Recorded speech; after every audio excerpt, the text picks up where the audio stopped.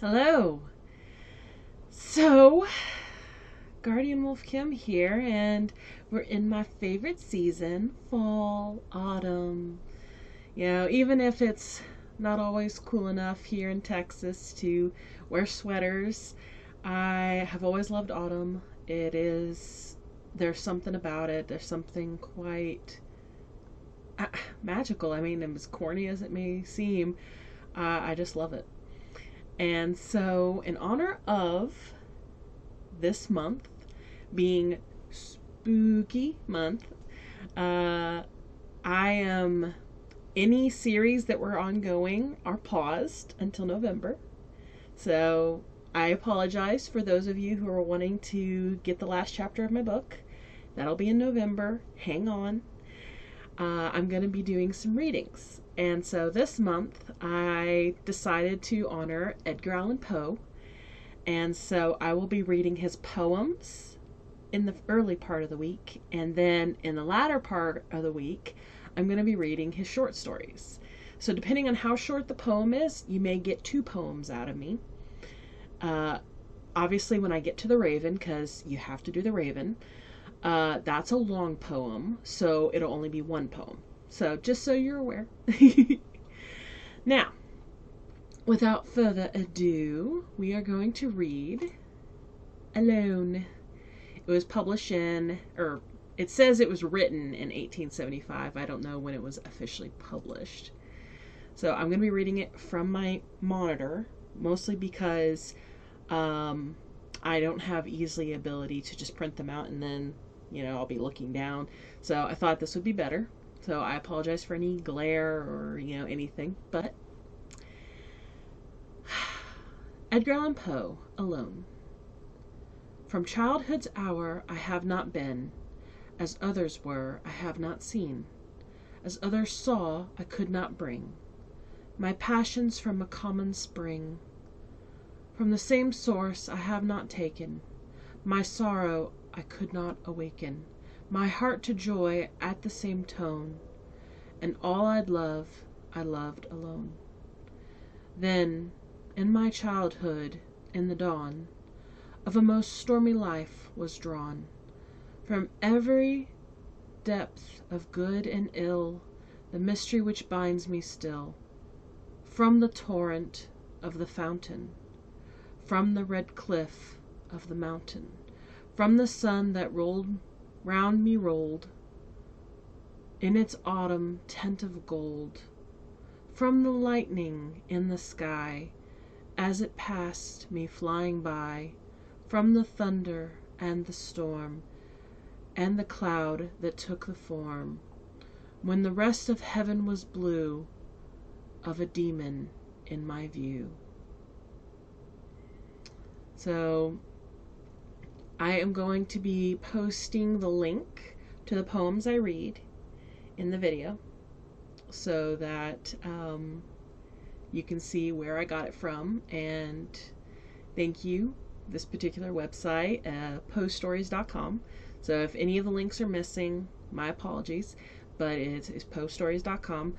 And they had these really easily accessible, and I'm so honored that they, share the love of literature and some very amazing works. So the second poem of the evening, yeah, it's evening when I'm recording right now, is Annabel Lee. This was published in 1849. It was many and many a year ago, in a kingdom by the sea, that a maiden there lived whom you may know by the name of Annabel Lee. And this maiden she lived with no other thought than to love and be loved by me. She was a child and I was a child in the kingdom by the sea. But we loved with a love that was more than love, I and my Annabel Lee, with a love that the winged seraphs of heaven coveted her and me. And this was the reason that, long ago, in that kingdom by the sea, in this kingdom by the sea, a wind blew out of a cloud by night, chilling my Annabel, so that her high-born kinsman came and bore her away from me, to shut her up in a sepulchre in this kingdom by the sea. The angels, not half so happy in heaven, went envying her and me. Yes, that was the reason, as all men know, in this kingdom by the sea, that the wind came out of a cloud, chilling and killing my Annabel.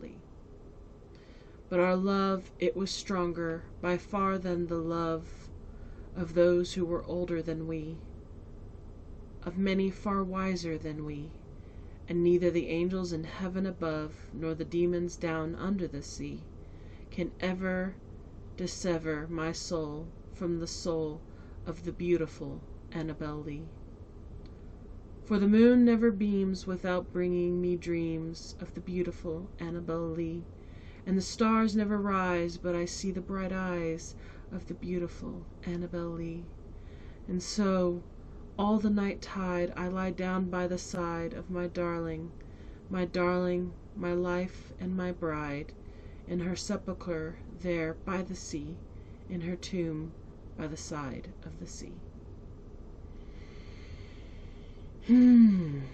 So, you know, as warned, these poetries are going to be dark and sad, and they're supposedly horror. I don't necessarily see them as horror. I see them as just powerful emotion. But that was Alone and Annabel. So you can see I'm not reading them in the order of publishing, but the listing of them on the website.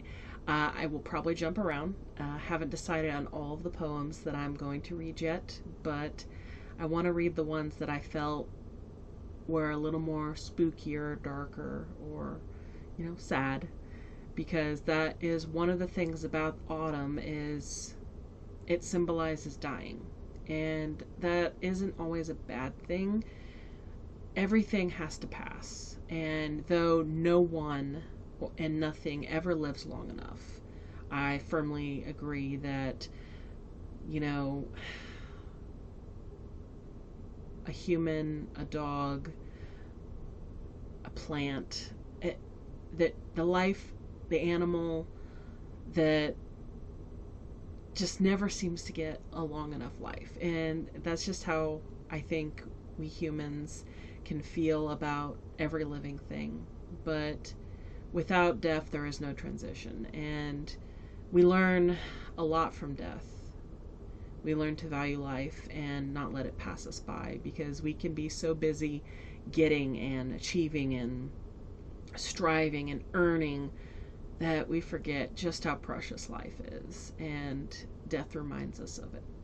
And without death in this world, our lives would have less meaning, even though I still hate death.